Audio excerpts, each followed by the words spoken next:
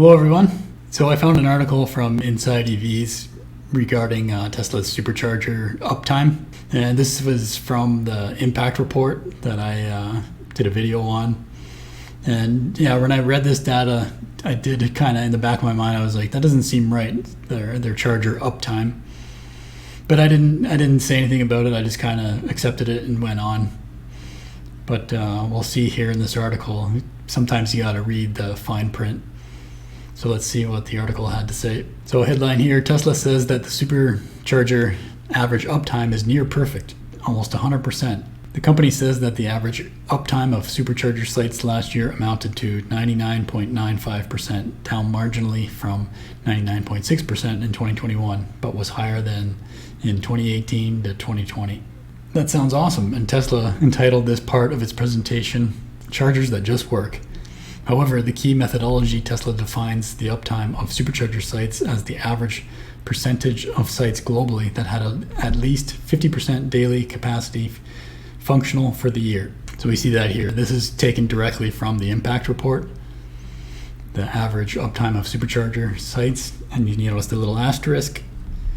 So you go down to the asterisk. Uptime of Supercharger sites reflects the average percentage of sites globally that had at least 50% of their daily capacity functional for the year. So basically this means that as long as 50% of the stalls at the station were working, that means it's working perfectly by these calculations. You would have to have over 50% of them not working to count as downtime.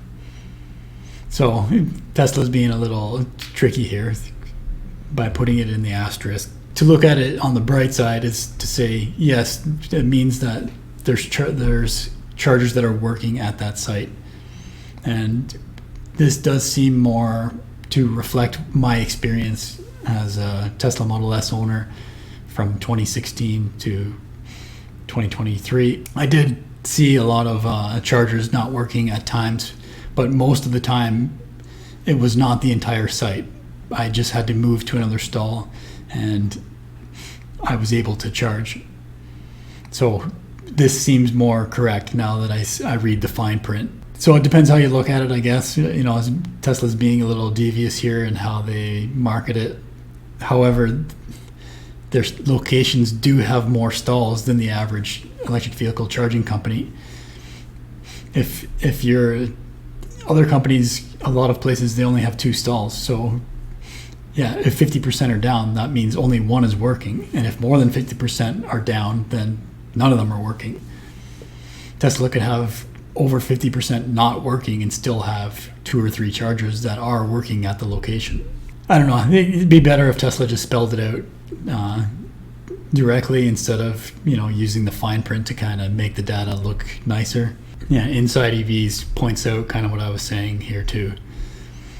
The 99.95% reliability is still a great result because we are talking only about one day with less than 50% daily capacity at roughly 1/5 of the stations.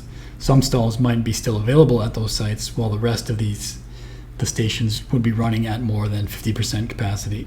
Other elements like power output or even the source of issues, they might be external, were not discussed. Yeah, sometimes I've gone to charging stalls.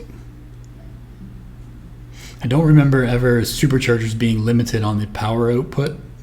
I do remember mid-level chargers being limited on power output, but that could, maybe I was just lucky and that never happened to me at a supercharger, but that could be a factor that would limit your experience at a supercharging station.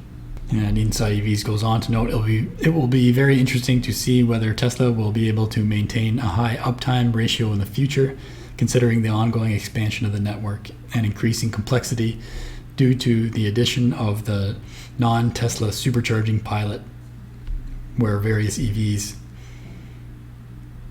apps for non-Tesla vehicles, built-in CCS1 adapter in North America, and a higher utilization, more Tesla EVs per station, per stall, and additional non-Tesla EVs. So yeah, it'd be interesting to see if they can keep this uptime with the more complexity due to non-Teslas and basically the more complexity that has been added by allowing non-Tesla to charge there as well, and plus the ever-growing expansion of Tesla supercharging sites and growing number of Teslas overall in the market. So interesting article from Inside EVs there, and reminds me that sometimes you got to look when something is telling you that something's not right. You got to look into it a little deeper. So yeah, like I said, when I first read that stat, it didn't seem correct based on my experience. So yeah, if your gut's telling you something's not right, then look into it a little deeper. So that's it for this one. My name's Evan Bertrand. This is the Evergreen channel.